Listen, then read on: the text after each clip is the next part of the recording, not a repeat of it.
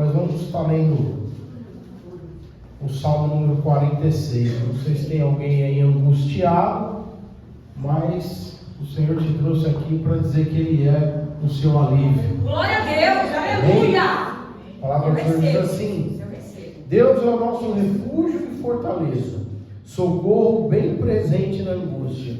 Pelo que não temeremos, ainda que a terra se mude, e ainda que os montes se transportem para o meio dos mares, ainda que as águas rujam e se perturbem, ainda que os montes se abalam pela sua braveza. Há um rio cujas correntes alegram a cidade de Deus, o santuário das moradas do Altíssimo.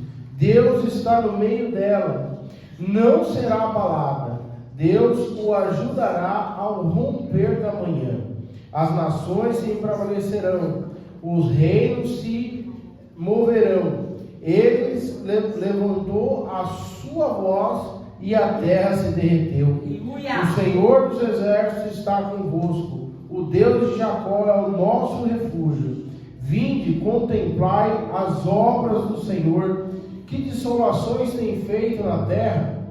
Ele faz cessar as guerras até o fim da terra. Quebra o arco e corta a lança. Quebra os carros no fogo. Queima os carros no fogo. Aquietai-vos e sabeis que eu sou Deus. Serei exaltado entre as nações. Serei exaltado sobre a terra. O Senhor dos exércitos está conosco. O Deus de Jacó é o nosso refúgio. Aleluia! Glória a Deus. Deus é lindo. Pode se sentar. Eu acho tremendo o que o Senhor está falando. Como a gente costuma dizer, a palavra do Senhor ela não se contradiz. Verdade, aleluia. Irmão, sempre que algo contradizer a palavra de Deus, só tem uma saída. Você entendeu errado. Sim. Está equivocado. Porque o nosso Deus não erra. Não. Aí a gente tem que aprofundar um pouco mais, buscar um pouco mais de entendimento, pedir um direcionamento do Senhor, que aí Ele vai te trazer uma clareza. É. Porque a palavra do Senhor ela nunca vai se contradizer. Deus, que maravilhoso, Pai. E o que o Senhor sempre nos disse na sua palavra? No mundo tereis aflição, mas tem bom ânimo, porque eu estou contigo até a consumação do século. O Senhor não fala que Ele nos dá ânimo. Ele fala que nós temos que ter bom ânimo. Quando Ele começa falando em Josué, Ele fala dessa forma também. Esforça-te, tem de bom ânimo. Ué, mas não é o Senhor que te esforça? Não é o Senhor que te dá ânimo? Não. O Senhor Ele te dá fôlego. O Senhor Ele te dá aquilo que você não pode comprar. Ele te dá aquilo que você não pode buscar em lugar nenhum. Hoje eu estava falando com a minha avó de manhã e ela falou do Abílio de Ni, se eu não me engano, que morreu no Albert Einstein de uma pneumonia há um tempo atrás. E a gente estava conversando e pensando, né? Uma doença tão antiga, com tantos remédios, um Albert Einstein morreu de pneumonia. Tem coisa que o dinheiro não compra, irmão. Aí a gente vai entender quando a palavra do Senhor vai dizer em Lucas 1,37 que para Deus nada é impossível. A impossibilidade humana é a especialidade de Deus. Aleluia! Mas sempre, irmãos, que você meditar na palavra do Senhor, você vai observar que aquilo que é para eu e você fazer, o Senhor não faz. Parte do princípio que se Ele te deu fôlego de vida, então você tem que louvar o Senhor. É verdade, porque tudo que aleluia. tem fôlego, louve ao Senhor. Então o Senhor não vai te estimular a você louvar. Ele vai te dar um fôlego. E parte do princípio que você já entende que se você tem fôlego, então você louva ao Senhor. É verdade, aleluia. Se você tem fôlego, então você se esforça. E quando a gente lê um salmo desse tão conhecido, depois a gente vai ver Deus mostrando novamente esse salmo lá em Apocalipse 21 e 22, revelado para o nosso irmão João. Eu fico admirado com a forma com que o Senhor coloca, dizendo que no mundo nós teremos aflições, ou seja, ainda que as coisas venham se embravecer, ainda que se levante reino contra reino, o que o Senhor está falando? Não vai ser moleza, não vai ser facinho, não é porque eu te escolhi, eu te comprei, eu te remi, não é porque eu te capacitei que vai ser fácil, mas a palavra de Deus nos dá uma garantia dizendo que há um rio. Há um rio. E quando a gente vai ler o estudo do teólogo que escreveu essa minha Bíblia pentecostal, ele está dizendo que o fluxo desse rio é o próprio Deus. Verdade. Aleluia. Foi nos dado um privilégio. Nós podemos fazer parte desse rio. Ainda que venha as lutas, as dificuldades, ainda que venha os levantes, ainda que venha, o Senhor, Ele está conosco. Eu creio. Quando nós entendemos esse privilégio de podermos fazer parte desse rio que vem lá do trono de Deus, aí a gente começa a entender que essa capacitação não vem de nós. É o Senhor que te capacita. É verdade. É Ele que te sustenta. Obrigado, Jesus. A palavra do Senhor vai dizer que há um rio cujas correntes alegram a cidade de Deus, o santuário das moradas do Altíssimo. Deus está no meio dela, não será abalada. Deus o ajudará ao romper da manhã. Aleluia. Eu fico imaginando, irmãos, quando nós de fato tomamos posse do que o Senhor nos prometeu, lá em Apocalipse 21, vai estar dizendo assim, Apocalipse 21, do versículo 5 em diante: e o que estava sentado sobre o trono disse: eis que faço nova todas as coisas. E disse-me: escreve, porque essas palavras são verdadeiras e fiéis. E disse-me mais: está cumprido. Eu sou o Alfa e o Ômega, o princípio e o fim. A quem quer que tiver sede de graça, lhe darei da fonte de água da vida. Quem vencer herdará todas as coisas, e eu serei seu Deus, e ele será meu filho. Glória a Deus. Forte. Em 20 minutos, depois, se os irmãos quiserem ler, o Apocalipse 22 vai estar falando sobre esse rio, citado pelo salmista aqui no 46. Mas a gente tem que entender que o Senhor está dizendo que Ele nos capacitou, Ele nos deu a graça. O que era para Ele fazer, o Senhor Jesus já fez na cruz do Calvário. Ele é esse rio. Nós fazemos parte desse rio. Nós temos que buscar essa graça do Senhor Jesus, porque a obra do Senhor, a promessa do Senhor, ela é condicional. A gente vai entender que aqui o Senhor está falando que a quem vencer herdará todas as coisas, e eu serei seu Deus, e ele será meu filho. Glória a Deus. Então não é todo mundo que é filho de Deus.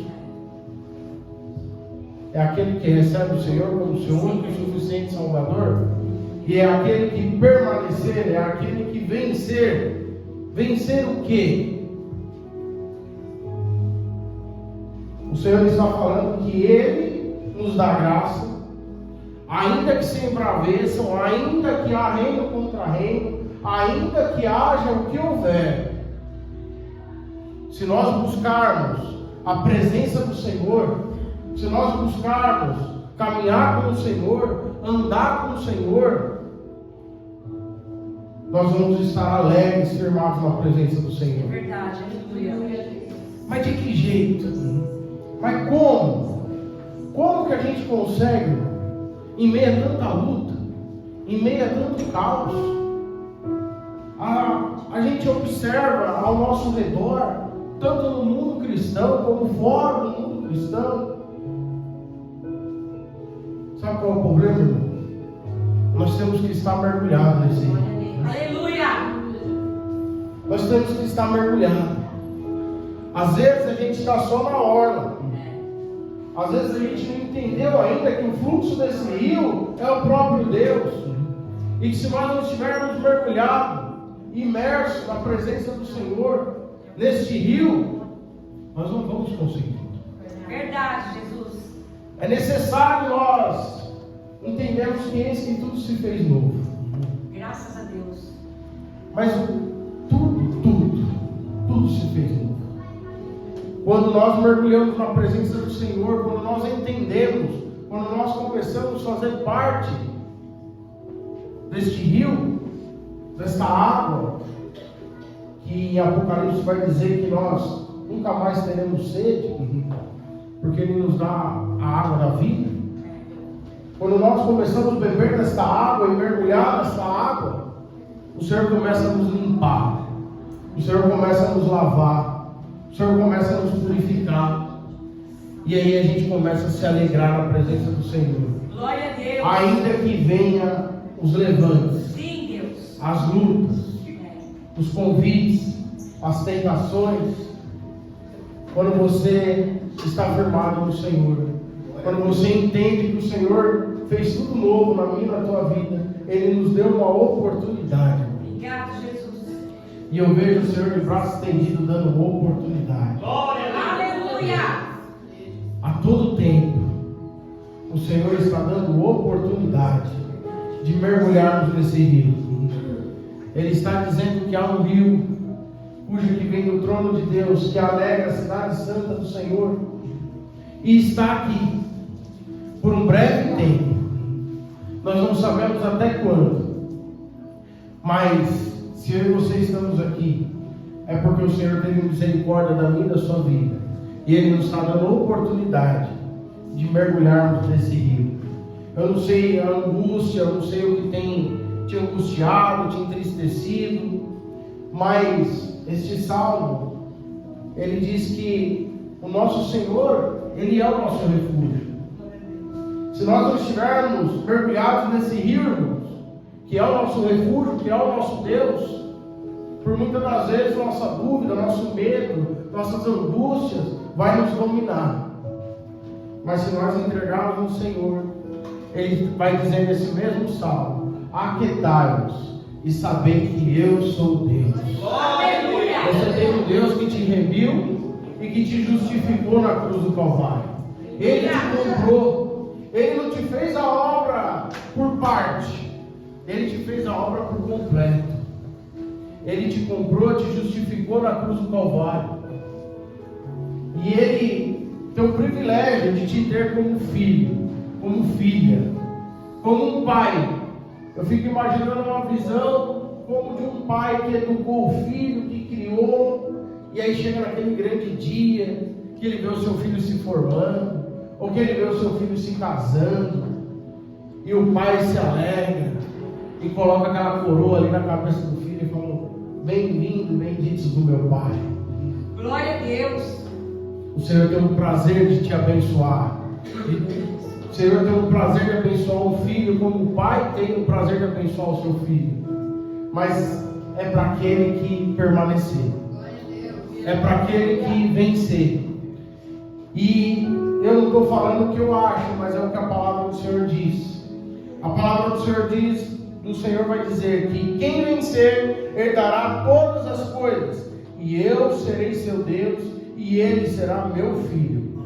Mas quanto aos tímidos, e aos incrédulos, e aos abomináveis, e aos homicidas, e aos fornicadores, e aos feiticeiros, e aos idólatras, e a todos os mentirosos, a sua parte será no lago que arde com fogo e enxofre, o que é a segunda morte. Amém? Toma posse da vitória. Glória a Deus. Entenda que vale a pena, irmão. Eu não sei o que você tem passado, qual tem sido a sua escolha, mas ainda há tempo. Ainda há tempo de você receber esse Senhor como seu Pai. Que é melhor nós herdarmos todas as coisas, como a palavra do Senhor está escrita.